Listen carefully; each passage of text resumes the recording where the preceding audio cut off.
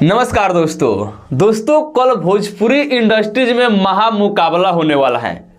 एक तरफ जलवा पैदा करने वाले मशीन का वीडियो सॉन्ग आ रहा है, तो दूसरे तरफ भोजपुरी इंडस्ट्रीज के पावर स्टार कहे जाने वाले पवन सिंह जी का वीडियो सॉन्ग आ रहा है। देखिए, आज ही पवन सिंह जी का गाना आने वाला था, लेकिन कुछ टेक्निकल इशू के प्रॉब्लम कल गाना रिलीज किया जाएगा पवन सिंह जी का।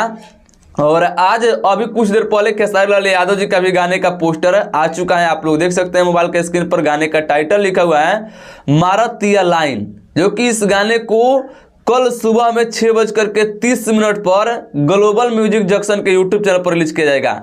और कल 6:30 पर पावर स्टार पवन सिंह जी का भी वीडियो सॉन्ग रिलीज होने वाला है।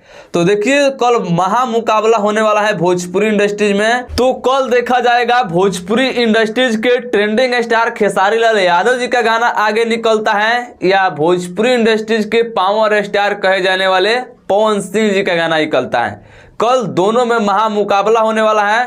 कल देखा जाएगा किसमें है कितना दम। बाकी फिलहाल के लिए यहीं पे वीडियो को एंड करते हैं। मिलते हैं नेक्स्ट वीडियो में, तब तक के लिए जय हिंद।